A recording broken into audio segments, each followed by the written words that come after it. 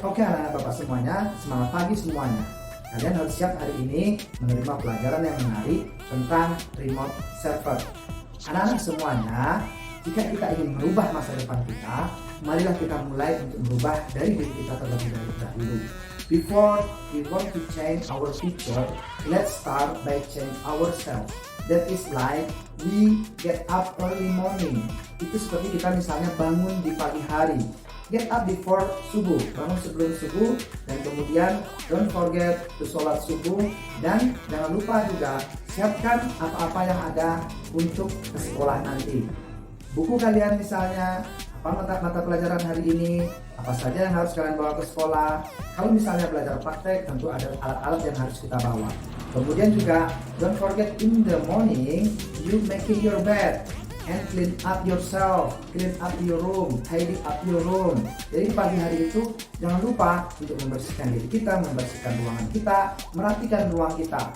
That is give spirit for us. Itu akan memberikan spirit untuk kita untuk lebih semangat lagi pergi ke sekolah, menambah ilmu yang lebih banyak lagi, to improve ourselves, untuk meningkatkan diri kita, our competency, and then we will get knowledge, the new knowledge that day.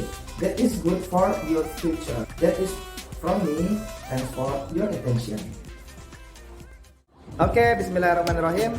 Assalamualaikum warahmatullahi wabarakatuh. Selamat datang pada video kali ini.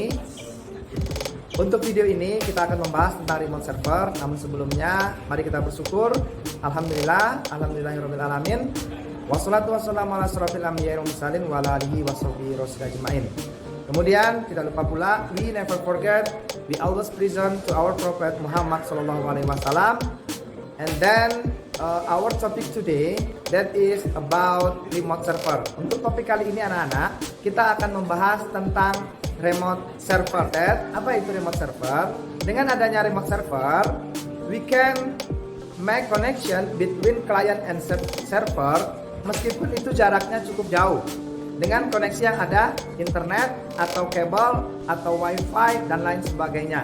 Nah, kompetensi dasar, the basic of this competency itu adalah menentukan konfigurasi remote server. Sementara tujuan pembelajaran kita untuk hari ini, dengan mempelajari remote server ini, kalian atau siswa bisa mengkonfigurasi remote server dengan baik dan benar. Nah, untuk materi tentang remote server ini, kita akan menggunakan dua sistem operasi. Yang pertama adalah sistem operasi Debian yang akan kita gunakan sebagai servernya. Kemudian yang kedua, itu adalah sistem operasi Windows yang akan kita gunakan sebagai client. Dan aplikasi yang kita butuhkan di sini, itu yang pertama adalah PuTTY yang akan kita jadikan sebagai client di Windows.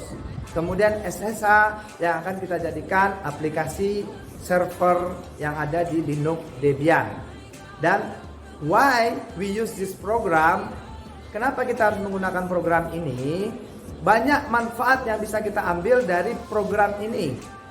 Ya, contohnya misalnya dalam keadaan situasi kita berjauhan dengan server dan misalkan kita akan mengkonfigurasi server dalam waktu itu juga, nah, kita bisa mengkoneksikannya melalui internet. Sebelumnya kita pasang terlebih dahulu di server, remote server tersebut, kemudian kapanpun, dimanapun, di rumah kita atau di tempat kerja, kita bisa terkoneksi dengan server menggunakan remote server tersebut. Mau kita menghapus instalasi yang ada, mau kita menambahkan instalasi yang ada, atau mau kita membuat file dan lain sebagainya, itu bisa kita lakukan dari jarak jauh menggunakan aplikasi ini. Itu manfaat kita mempelajari remote server ini. Pada Debian dan Windows sebagai kliennya, ada 3 tahap yang harus kita lakukan. Yang pertama adalah instalasi, kemudian yang kedua adalah konfigurasi jaringan, dan yang ketiga adalah uji coba. Untuk instalasinya, jangan lupa untuk login sebagai root. Kemudian kita masukkan passwordnya. Setelah itu kita setting VMware. Untuk DVD-nya arahkan ke DVD 1. Nah, tambahkan DVD 1 ke repository dari Debian tersebut dengan perintah apt strip cd-rom app. Nah, setelah menambahkan repository, Langkah selanjutnya adalah kita menginstal dari SSH tersebut dengan perintah apt strip get spasi install spasi SSH. Nah, untuk tahap berikutnya adalah kita mengkonfigurasi jaringan agar terkoneksi antara Windows dengan Linux-nya. Windows cukup kita ambil di control panel, kemudian network setting, kemudian di network LAN adapter properties-nya kita isi IP-nya 192.168.90.20. Ini ambil di IPv4 atau IP versi 4-nya. Sementara untuk di Linux-nya kita ambil settingan di VMware-nya untuk bridge to LAN adapter. Nah, kemudian untuk perintahnya itu kita ketik nano spasi /etc /network/interface. Nah, di dalam interface tersebut kita isi perintah auto spasi eth0 enter, kemudian ifs spasi eth0 spasi inet spasi static. Nah, addressnya 192.168.90.21 dengan netmask/24. Kemudian kita simpan, Ctrl X, Y enter.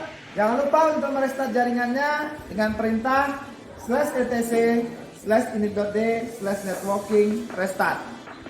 Nah, setelah itu kita cek kembali IP address-nya apakah berhasil atau tidak dengan perintah ifconfig. Langkah terakhir kita itu adalah menguji coba remote server yang sudah kita install di server Debian tadi. Yang pertama kita buat user pada Linux-nya dengan perintah add user kemudian nama user. Kemudian install PuTTY atau aplikasi PuTTY pada Windows. Nah, setelah kita install, kita buka putty.exe-nya. Biasanya ada di desktop. Kemudian masukkan IP tujuan. Nah, IP tujuan ini tentu arahnya adalah IP Linux Debian yang sudah kita buat tadi. Misalnya 192.168.90.21. Dan code-nya kita isi 22. Kemudian kita klik connect dan yes. Masuk sebagai user yang dibuat tadi. Nah, kemudian kita bisa mengakses server yang ada pada Debian dengan perintah-perintah atau hak akses yang diizinkan untuk kita. Nah, tadi adalah kesimpulan dari pembelajaran kita untuk remote server. Terima kasih. Assalamualaikum warahmatullahi wabarakatuh. Baik, pada kali ini kita akan praktekkan bagaimana cara untuk mengkonfigurasi remote server menggunakan SSH yang akan kita gunakan Windows sebagai klien dan Debian sebagai servernya. Mari kita cobakan praktekkan. Klien di sini adalah Windows, maka kita lihat konfigurasi jaringan yang ada di Windows terlebih dahulu. Konfigurasi yang ada jaringan di Windows ini di change adapter option-nya. Kita lihat untuk Wi-Fi-nya itu connect ke internet dengan IP 192.168.147.84. Nah, kemudian di sini tentu kita akan hidupkan terlebih dahulu Linux Debian-nya. Nah, kita beli di sini, kemudian kita klik pada Power On This Virtual Machine. Dan dalam video ini memang kita menggunakan aplikasi VMware Workstation untuk di Debian servernya. Kita menunggu beberapa saat untuk server siap untuk kita konfigurasi. Nah, ingat, kita lihat terlebih dahulu untuk Debian-nya, kemudian kita masukkan usernya, passwordnya. Nah, setelah siap, baru kita setting untuk konfigurasi atau settingan jaringannya terlebih dahulu. Di edit ini, kita klik di Virtual Network Editor, kemudian kita pastikan mana yang terbridge atau terkoneksi ke Windows-nya.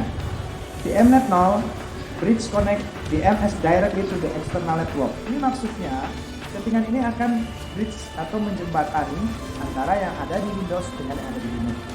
Nah, bridge itu kita pilih untuk ke wireless-nya karena kita akan memanfaatkan wireless-nya untuk jaringannya. Nah, kemudian kita klik OK. Jangan lupa juga pada VM-nya kita klik, kemudian kita setting di sini bahwa network adapternya kita pilih menjadi custom.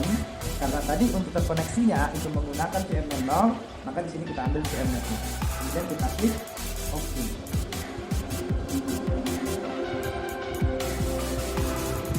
Kita setting untuk IP jaringannya. Kita lihat di config terlebih dahulu.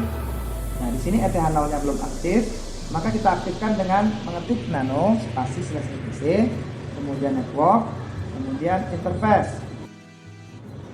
Nah, di sini kita setting IP address-nya dengan perintah auto spasi ETH0, kemudian device ETH0 inet static. Kita masukkan alamatnya, address 192.168. Nah, ini disesuaikan dengan Windows-nya. Windows tadi IP address-nya adalah 147.84, maka kita bikin di sini 147.85, satu angka setelah Windows-nya 84 dan 85. Sebenarnya boleh lebih dari satu angka asalkan berbeda hostnya dan sama networknya. Kemudian kita simpan, Ctrl X, Y, Enter.